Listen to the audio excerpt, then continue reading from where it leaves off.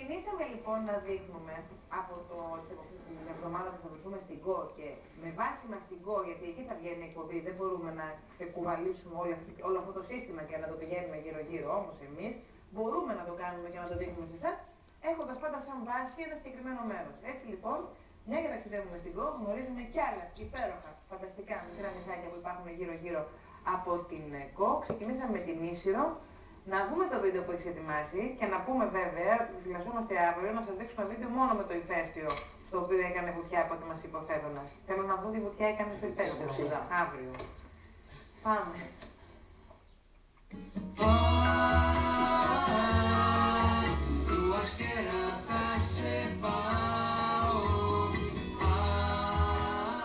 Σαν μικρή εκδρομή με τις ίδιες υπέροχες εικόνες. Αυτή είναι η διαδρομή από την ΚΟ μέχρι την Ίσυρο. Το ένα νησί αγκαλιάζει το άλλο και η απόσταση είναι τόσο μικρή που πολύ συχνά πολλοί επισκέπτες του ενός και του άλλου νησιού πηγαίνουν για να δουν τις ανεξερεύνητες ομορφιές που κάθε φορά αποτελούν και μία μικρή έκπληξη. Μόλις φτάσαμε στο λιμάνι της Νησίρου. Η Νησίρος απέχει από την ΚΟ 28 ναυτικά μίλια, δηλαδή περίπου μισή ώρα. Το πρώτο πράγμα που κάνουν οι επισκέπτες με το που έρχονται στο νησί είναι να απολαύσουν ένα μεζέ επάνω στο κύμα.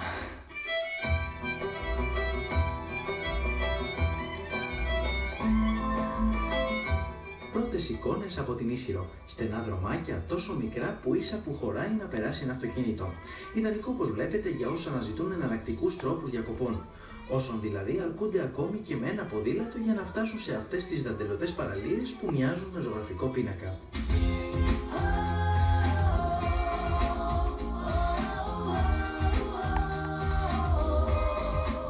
Αυτή είναι η παραλία Χοχλάκι και το μαύρο της χρώμα δεν είναι τυχαίο αφού σχηματίστηκε από την έκρηξη του ηφαιστείου του νησιού πριν από πολλές χιλιάδες χρόνια.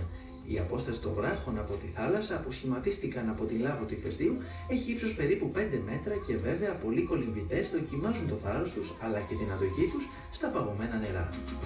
Δεν χρειάζεται να χρησιμοποιήσετε μεταφορικό μέσο για να βρεθείτε στην κεντρική πλατεία του νησιού, την επωνομαζόμενη πλατεία ηλικιωμένη. Εδώ που αξίζει να δοκιμάσετε τα γλυκά του κουταλιού και φυσικά τον ελληνικό καφέ φτιαγμένο από τα χέρια των φιλόξενων κατοίκων. Εμείς ήμασταν τυχεροί, αφού την συγκεκριμένη μέρα πετύχαμε ένα γλέντι που μάλλον ήταν ρουτίνα για τους ντόπιους. Δεν μπορείτε να φανταστείτε πόσο τυχεροί σταθήκαμε το που φτάσαμε στην πλατεία του νησιού. Πολλοί κόσμος έχει συγκεντρωθεί εδώ και έχει στήσει ένα διαφορετικό γλέντι.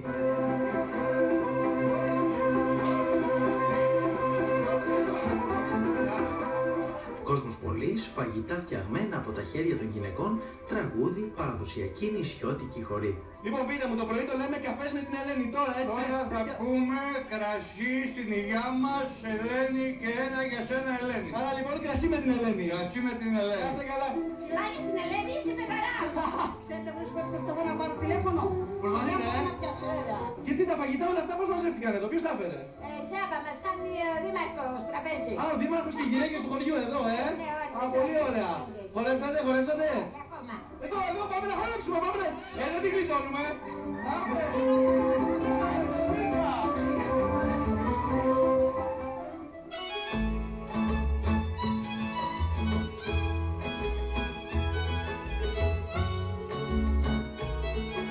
Συνεχίζαμε τη βόλτα μας όμως στην καρδιά του νησιού για να το γνωρίσουμε καλύτερα. Το μπλε φυσικά είναι το χρώμα που κυριαρχεί αφού δίνει στα όμορφα και γραφικά σπιτάκια έναν αέρα αιγιοπελαγίτικο.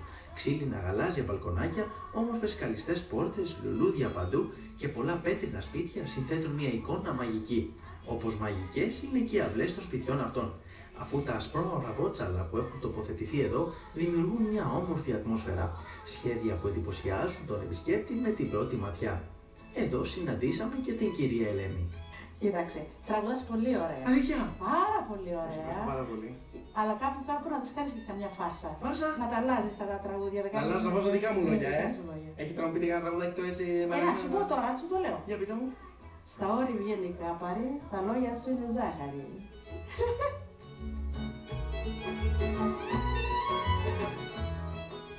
Στα όρη βγαίνει κάπαρη, μ' αρέσει το καπαρόφυλλο. Στα, τι είπες, στα λόγια σου είναι ζάχαρη.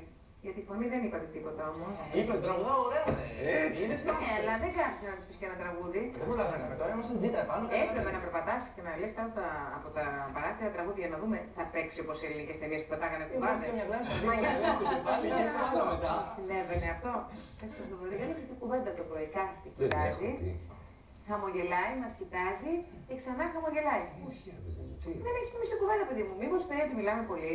Μιλάτε κιόλας πολύ, λέγατε θέματα πολλά, τα άκουσα όλα. Θοδωρή, θες να σου πω Να κάτι πω για την δικό μου? Ίσυρο ότι είναι ένα πολύ ωραίο νησί, όπως σου είχα πει και πριν. Δεν έχει παραλίες πολλές, η αλήθεια είναι, αλλά δεν πας στην Ίσυρο γι' αυτό. Πας γιατί έχει ένα πολύ χαλαρό, πολύ ανθρώπινο κλίμα, οι άνθρωποι είναι πολύ ζεστοί, έχει ωραίο φαγάκι, έχει το ηφαίστειο που είναι εντυπωσιακότατο και έχει μια άγρια ομορφιά που τη γαλιτεύουν οι άνθρωποι της. Τι ωραία που τα είπε ο Ελένης, ο εκθεσολόγος. Και είναι καλλιτεχνικό νησί, έχει μια τέτοια φύση και ανθρώπους που ασχολούνται με ταινίες, να λένε Αλεξανδράκη, κάτι σενάρια. Λοιπόν, Ελένη, τα χείλη σου είναι ζάχαρη, θα πω εδώ και